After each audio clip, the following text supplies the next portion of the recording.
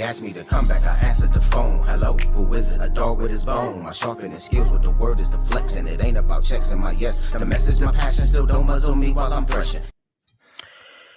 What's going on, y'all? What's going on? It's your boy Pastor Tanks. Apologetics for you. Look a little tired because I didn't expect to really do a live today. I mean, a recording today, but just wanted to do one in response to the video that I just put out about Joseph being debunked as not being Jesus's father. With everything, there's always going to be comments. There's always going to be pushback. I don't mind that. However, I do think some of the comments did warrant me to try to give an explanation to answer a question that was being asked. And so this video is for that purpose. Before we get into it, don't forget to hit subscribe, like. If you want to support the channel, the Cash App is LTanks1985. You can also follow me on Instagram at I am Pastor Tanks. So before we get started, make sure you do all of that. I want to look at real quick just a few comments. Then we're going to take some time to respond to those comments. If you can see it, kind of small. RLBX9WS says, how was Christ from the tribe of Judah if Joseph was not his father? That took, that became, multiple responses. This guy, he was kind of going in, kind of saying the same thing. He gets to arguing that the Jews and the Pharisees, they would have alienated him from the Commonwealth because he wasn't in the ancestry, and they followed the law genealogy. I began to try to explain to him. Of course, they disagree with it. I will say that asking the question of how could he, if Joseph was not Jesus's physical father, how could he be of the tribe of Judah? How could he be a descendant of David? That's not an unfair question to ask, right? It's not unfair for an Israelite to say, hey, if you're going to make this claim, then you need to be able to explain then how he is actually from the line of David. As Christians, if we make the argument, we can't get mad if the answer back is, then tell us how that happens. We need to be prepared to give an answer. Now, let me say this.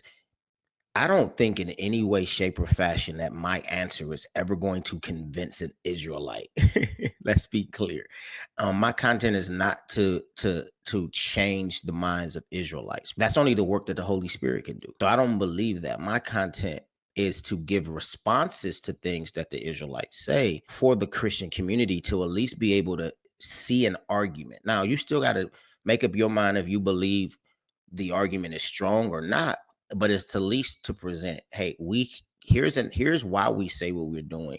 Here's how we're coming to our conclusion. Now, you decide if you believe that what we're saying is valid or not, but this is where we're coming from. And that's the point of the content. It's not to change the minds of Israelites. It's to give a response for those who are followers of Christ, who are hearing these conversations and they're asking, yeah, what would the church say to that? Because you got to understand, we're in this season where a lot of Israelites are starting to play the victim as if they didn't start this situation. Now they're like trying to start to play the victim, like they're being bothered and picked on. But they're going after the church. You know what I'm saying? They're going after black people in the church.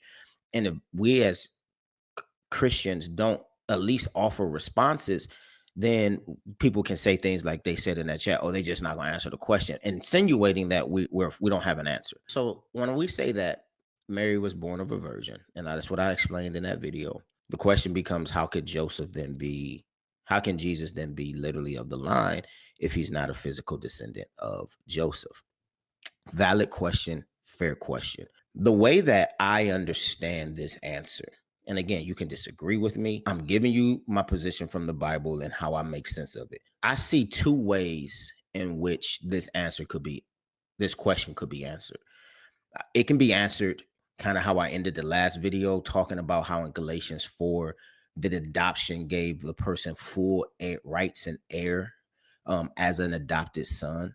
And so in one sense, because Joseph took Jesus as his legal son, it allowed Jesus to have access into his genealogy, his actual genealogy. The other answer is that if Mary was the only child then that's one way it could have happened. By nature of Mary having a child, then the line would have still been through her, if because Jesus had no earthly father.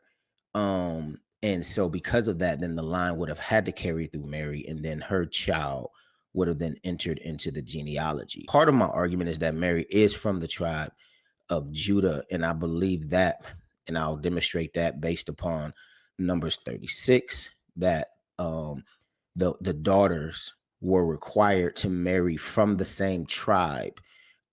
If they had no brothers, they had to marry from the same tribe so that the inheritance didn't get split between tribes. If that is true, and if Mary did not have any other siblings, then she would have by law married Joseph, and he would have had to be from the same tribe of her, which means since Joseph is from the tribe of Judah, that would have made Mary be from the tribe of Judah. Now that I gave my positions, it's my responsibility to kind of explain my position. Talking about Joseph, talking about can you not be earthly, right?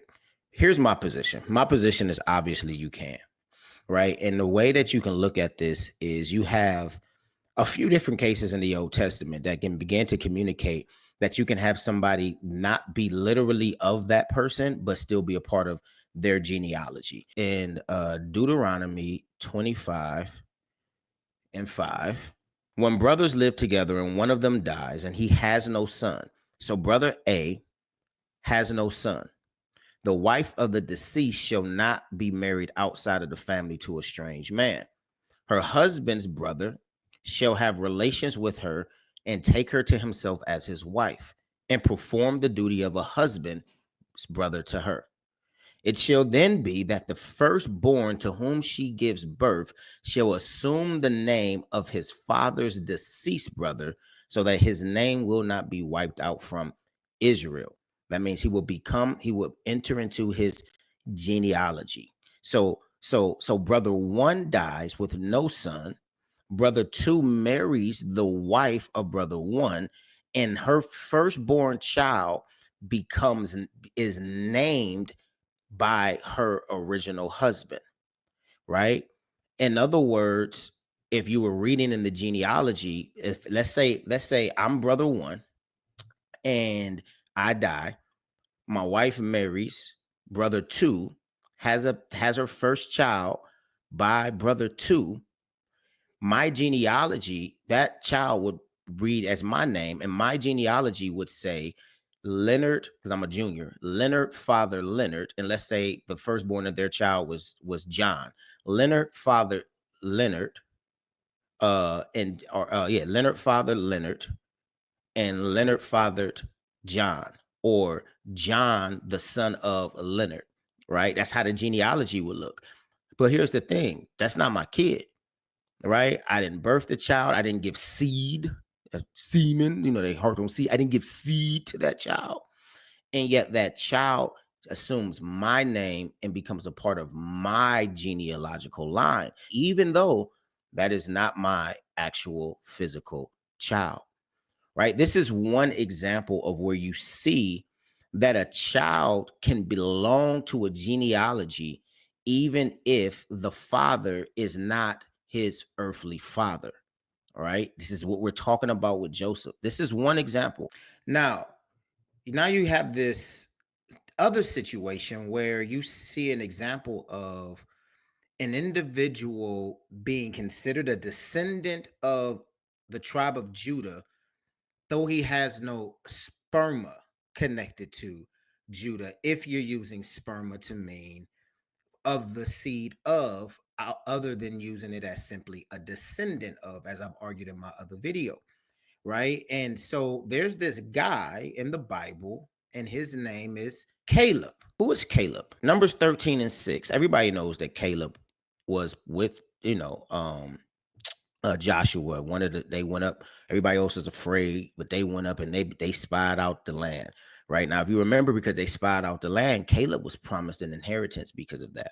Right, but when you look at Numbers 13:6, it says this about Caleb. Caleb, these are the people who went up from the tribe of Judah.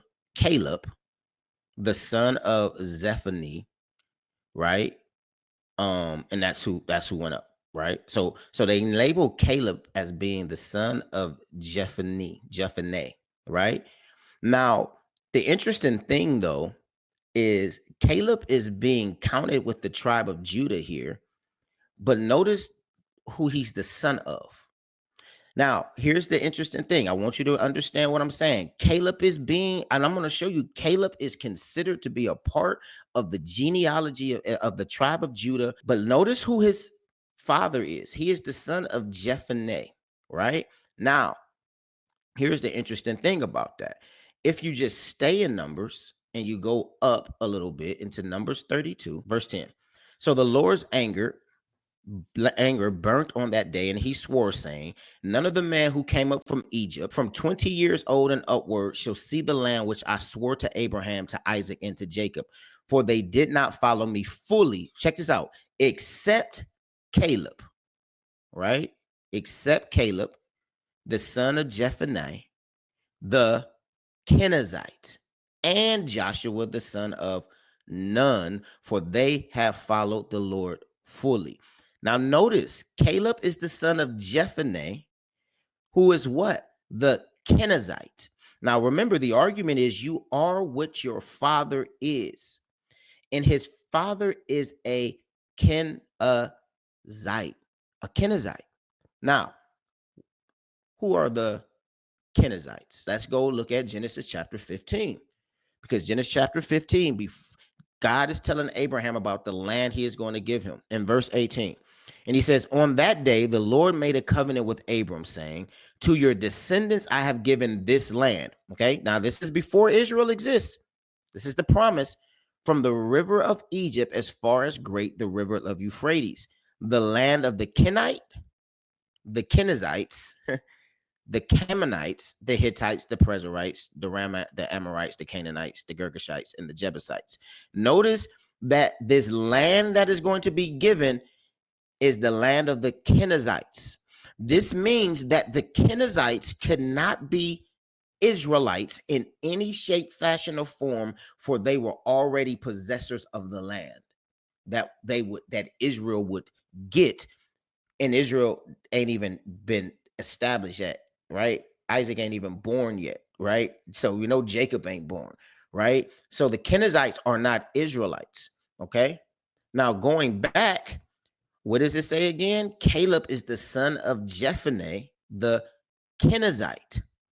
So that means Caleb's lineage is not Israel at all. Now let me show you guys. This is the HarperCollins Bible Dictionary. Kenizzites, an ethnic group mentioned among the pre-Israelite peoples of Canaan. Caleb is referred to as Caleb, the son of Jephunneh, the Kenizzite. And then it says, whether the Kenizzites should be connected to Kenaz is uncertain, as the grandson of Esau. Kenaz is more obviously associated with the Edomites. Now, the question you may be asking is, then why are they saying they may be connected to Kenaz? When you get over into Judges, you see something take place. Judges 1 and 13. This is the first judge of Israel. What's the judge of Israel? The deliverer of Israel. Check this out. Now, Othniel, the son of Kenaz, Caleb's younger brother. So Caleb's younger brother is Kenaz, or of this tribe, right? In Genesis chapter 36, verse 40, we read this. Now, these are the names of the chiefs descended from Esau. That's Edom. Verse 42, Chief Kenaz. Okay. These are the chiefs of what? Edom. Kenaz is a chief of Edom. We know the Kenizzites are not Israelites, and we know Kenaz are Edomites, right? So, though by any shape, fashion, or form, Caleb's genealogy or Caleb's lineage as a Kenizzite means he is not ethnically an Israelite. However, they connected themselves to Israel. First Chronicles 4. These are the descendants of Judah, right? Descendants of Judah, right? Now look who's listed as a descendant of Judah in verse 15. Well, even if you start at 13, you have the sons of Kenaz. So these Kenizzites are inside of, as descendants of Judah, but I've already demonstrated that there's no way they're Israelites, right? And so you have obviously the first judge, Othniel, right? Then when you get to verse 15, the sons of Caleb, the son of Jephunneh, right? So you see clearly Caleb as a Kenizzite is inside and counted as a descendant of Judah, though he has no natural birth connection to Judah. I'm giving this example to demonstrate how this idea of seed or sperma having to be of the sperm, as they argue, is just not true. It means they have to be a descendant of, and this is a clear case where someone is considered a descendant of Judah and they have no natural natural connection through birth to Judah, and yet they are considered descendants of Judah. Let's look at Joshua 14. Now, if you remember in Joshua 14, Caleb is, he's fighting, he's taking land, but now it's time for people to get land, right? And so all the land is being divided up. The sons of Israel did exactly as the Lord commanded Moses, and they divided the land. Notice this now, Joshua 14:6. Then the sons of Judah approached Joshua in Gilgal, and Caleb, the son of Jephunneh, the Kenizzite, said to him. Now, my argument here is the you don't see much more about Judah. They get their land, but Caleb now comes up. And Caleb makes a case to get his land. But why would he have to make a case to get his land if it's just being allotted? Because he's about to remind of the promise spoken to him. Why? Because he was not a natural born Israelite, right? He was not, but legally he became an heir through being adopted into the household of a Judite. That's why he's called a Judite in Numbers 13. And that's why he's coming up with Judah to get his land. Hey, don't forget about me. I know I might not have been of natural descent, but I was brought into the household adopted, and I am legally and rightfully a Judite and from the tribe of Judah. Look what he says. You know the word which the Lord spoke to Moses, the man of God, on account of you and me at Kadesh Barnea. I was 40 years old when Moses, the servant of the Lord, sent me to Kadesh Barnea to spy out the land, and I brought word back to him as it was in my heart. Nevertheless, my brothers who went up with me made the heart of the people melt with fear, but I followed the Lord my God fully. So Moses swore to me on that day, the land on which your foot has walked, so certainly be an inheritance to you and your children forever, because you have followed the Lord my God fully. And now behold, notice you have followed the Lord, my God, not your God. And now behold, the Lord has let me live just as he spoke these 45 years from the time that the Lord spoke these words to Moses when Israel walked in the wilderness. And now behold, I am 85 years old today. I am still as strong today I was on the day that Moses sent me. That's crazy. I wish I was as strong as I was anyway, as my strength was then. So my strength is now for war and for going out and coming in. Now then, give me this hill country about which the Lord spoke on that day. For you heard on that day the Anakim were there with great fortified cities. Perhaps the Lord will be with me, and I will drive them out, just as the Lord has spoken. So Joshua blessed him and gave him Hebron and Caleb the son of Jephunneh as an inheritance. Therefore, Hebron became the inheritance of Caleb, the son of Jephunneh, the Kenizzite, to this day, because he followed the Lord God of Israel fully. He abandoned whoever he was. He joined himself to Israel. And because of his faithfulness to the Lord, not only was he adopted into the family, that's what that number says. And the stranger, if they commit themselves fully to the Lord, they should be as one of you. This is an example of that taking place. He fully surrendered himself unto the Lord. And because of that, he becomes a Judite and he gets allotted land with Judah. Okay. This is what takes place with Caleb. So what am I trying to communicate by showing that? Well, all I'm trying to communicate by showing that is, yes, Caleb was called a Judite in Numbers 13 and 6, but his father was a Kezite, right? His father was a Kenizzite, right?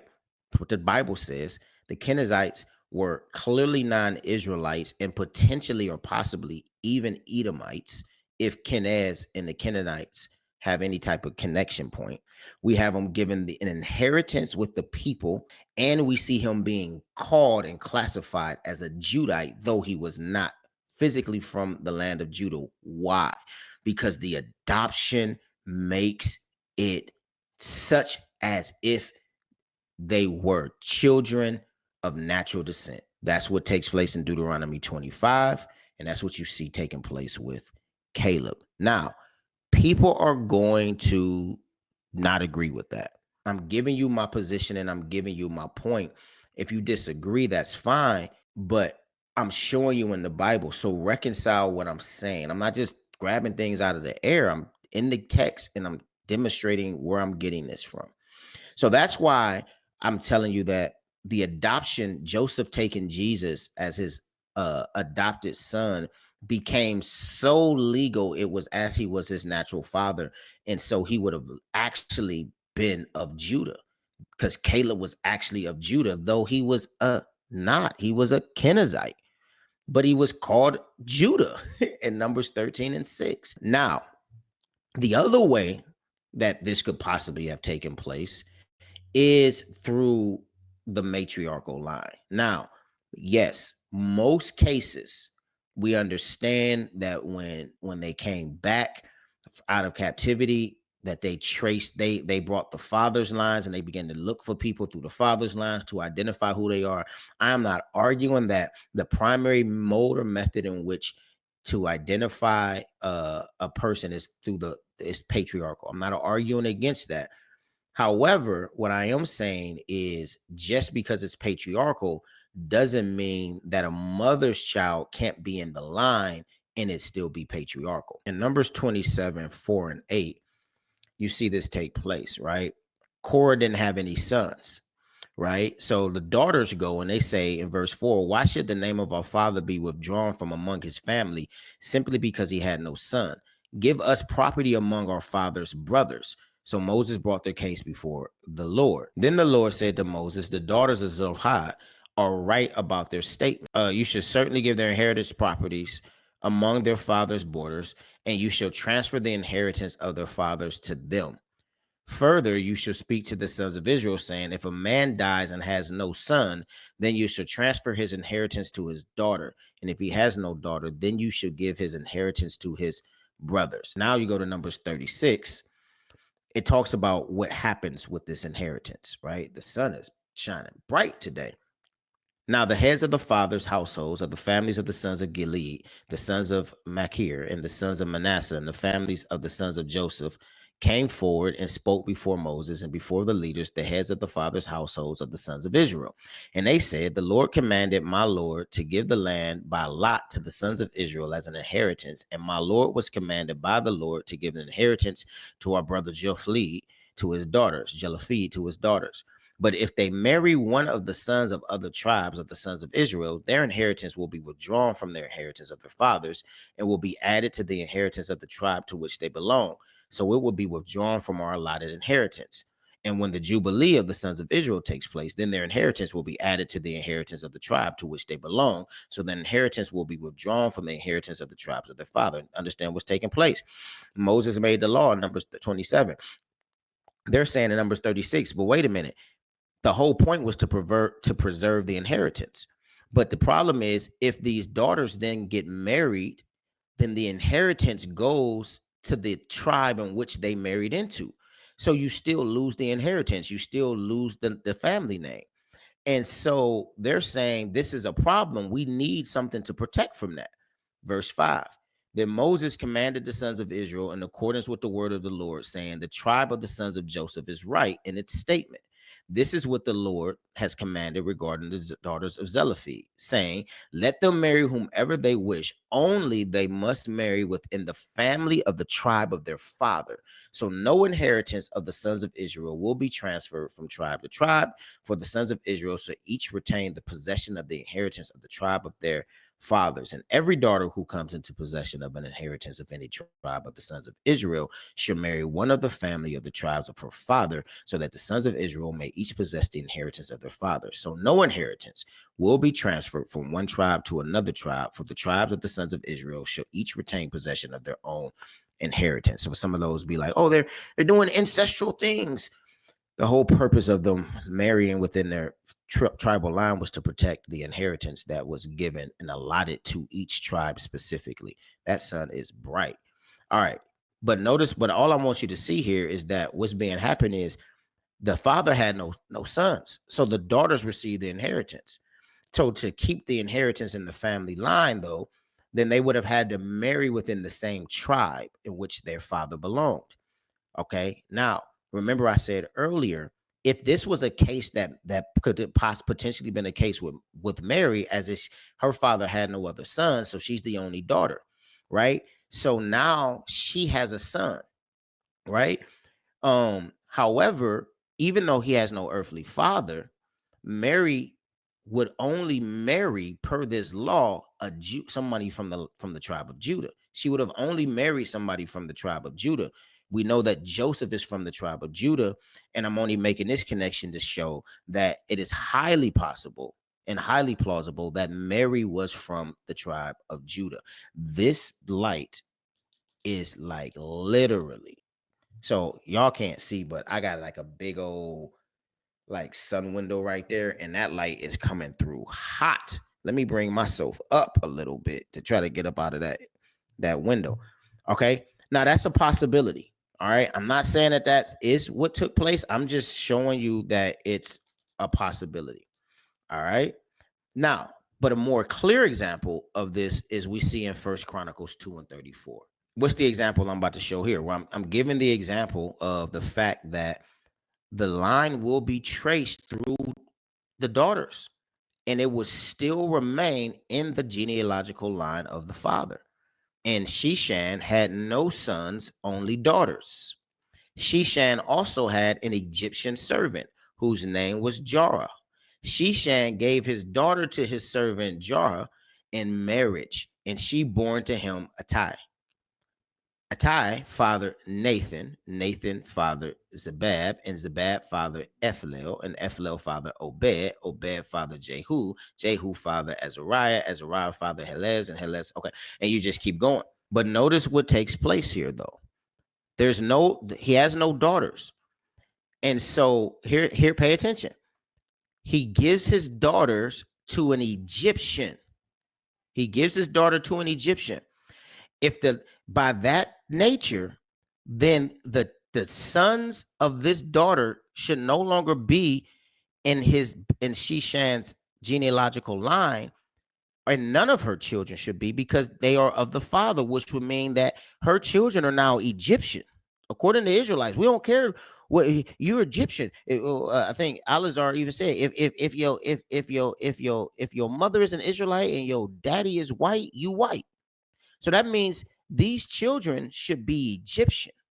But guess what? They're not. They're still considered Israelites, and they're still in the genealogical line of Sheshan and ultimately of Hezron, because this is ultimately Hezron's bloodline. Why? Because the daughters can carry the bloodline if there are no sons.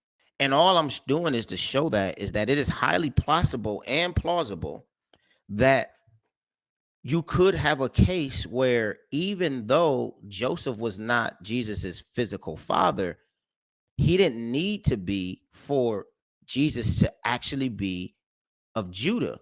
If Mary had no other brothers, then her seed would be considered whatever her father was, and her father would have been of the tribe of Judah.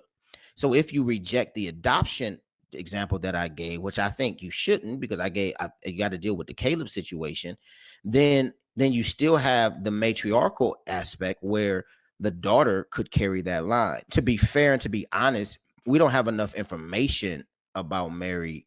Like, you know what I'm saying? If Mary was the only child or whatever the case may be, but we don't see any examples of it. I think I've demonstrated from the Bible that you can be adopted, be included in the genealogy, which means that you don't have to be a natural born son to be included in the genealogy and to be counted as whatever that tribal father was. That's the only point that I'm making. So Joseph, by adopting Jesus, would have then brought Jesus as if a natural born son into his genealogy, into his family's genealogy, and Jesus would have been of Judah rightfully and legally. Now, again, people can reject it, people can ignore it.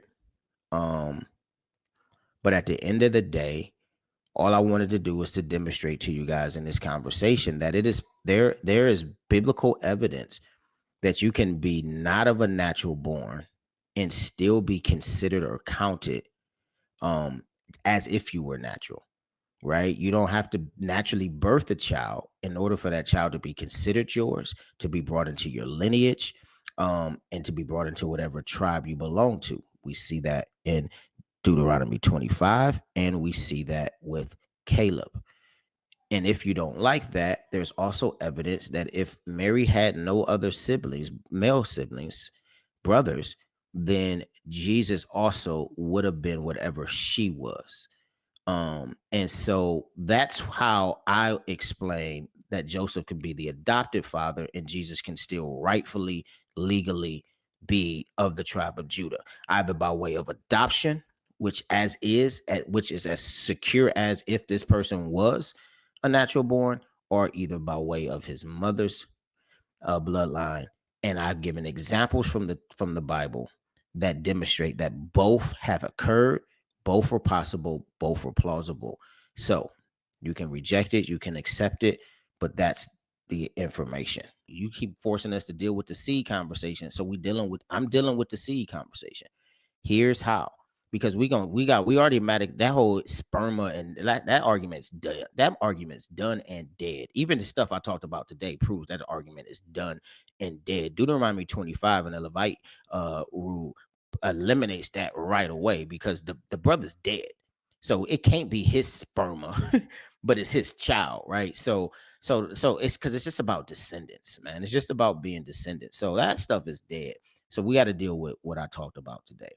But for those who are just trying to understand this all and wanting to get and really saying, hey, I'm coming to the conversation just trying to learn. I hope I gave you something to go back and do your own research on. Caleb was a Kenizzite, which is clearly not an Israelite. More than likely an Edomite. But he connected himself with Israel. He was called of Judah, and he received the portion that Judah received. And he is forever in the genealogical line of Israel, right? And so do that research, and then do that research on First Chronicles 2 and 34 and 36, and see how these daughters were able to have their children stay in the lineage of Israel, though they had sons by Egyptians. These are by Egyptians. So it can't be what the father is, because then these children are no longer considered Israelites, and that generational line gets stopped and severed there, but it doesn't, according to First Chronicles 2. So it's possible that Jesus was a Judite through Mary, but I think the more stronger argument is that he was through the adoption of Joseph. Either way, what you see is Christ. If it's Joseph, if it's Mary, you see him from the line of Judah, and you see him reuniting the two lines, the rightful heir and the legal heir, the rightful heir of Matthew, the legal heir of Luke 3, and the bloodlines come together. Though they were severed before, they come together now, back as one line, with the true king, Jesus, sitting on the throne. Love you guys. Hope this blessed you guys. Again, hit the like button, share. If you want to support this channel, the Cash App is LTanks1985. Drop a comment. Hope this stuff blessed you guys. Again, I know I'm not going to change the minds of people who are locked into their position, but I just want to offer answers.